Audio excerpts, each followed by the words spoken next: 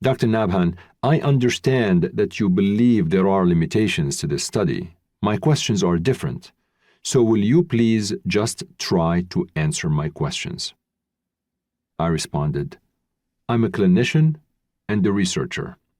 When you show me a paper and you ask me to comment on 2 lines in the paper, I need to put things in context. I mean, it's not fair to just show me conclusions and say, hepatitis C virus confers 20 to 30% increased risk, not taking into context the methodology, the other limitations of the paper. I mean, you can't just pick and choose the lines that you think they suit what you're trying to tell me and ask me to comment on them inappropriately. I mean, I have to acknowledge the limitations. Judge Chabriya had a few follow-up questions, the first of which centered on the latency of hepatitis C-associated lymphoma.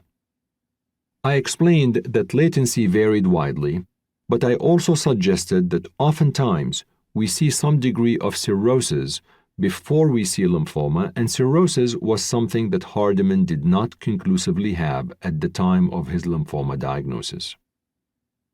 At this point, I felt I needed to clarify to the judge my position about hepatitis C and lymphoma once and for all.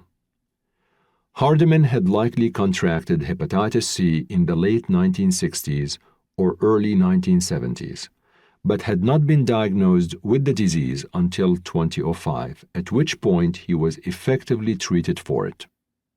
He was diagnosed with lymphoma 10 years later in 2015.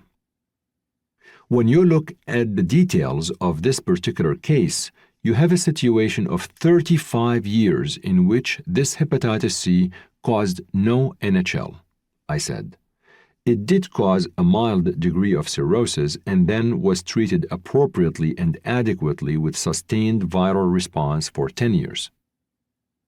I pointed out that all of Hardiman's testing showed his liver function was consistently normal and his hepatitis C had never reactivated despite receiving chemotherapy to treat his lymphoma.